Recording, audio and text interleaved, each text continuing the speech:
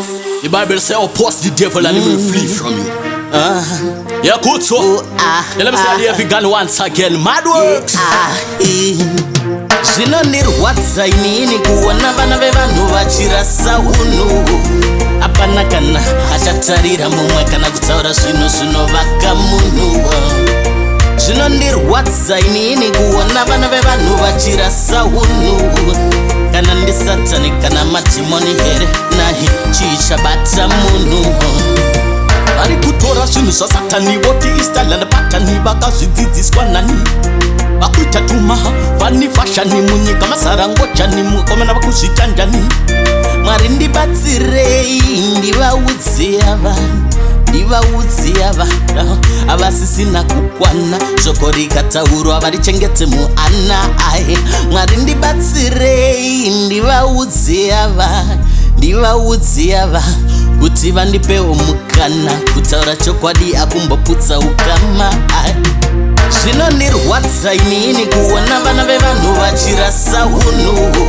Hapana kana achatarira mumwe kana kutaura zvinhu zvinovaka munhu. Zvinondirwadza inini kuona vana vevanhu vachirasa unhu. Kana ndi Satani kana madhimoni here nahi chichabata munhu.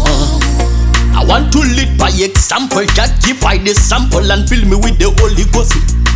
As no fool kill you for money and them could not care less about the thing them that you love the most.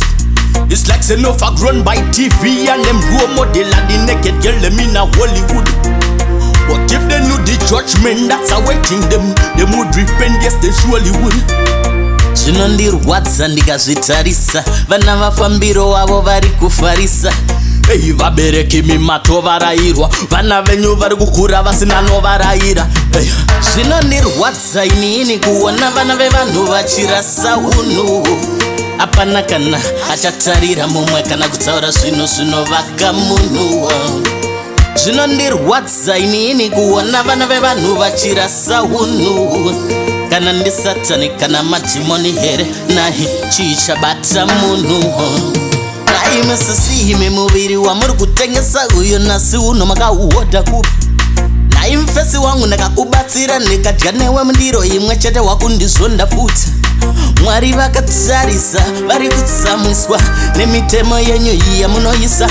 Mukane vanhu zvichisasana varume vachidanana kuri kuya moto unopisa.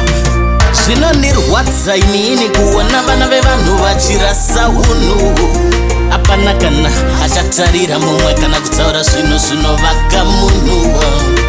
Zvinondirwadza inini kuona vana vevanhu vachirasa unhu. Kana ndi Satani kana madhimoni here nahi chichabata munhu.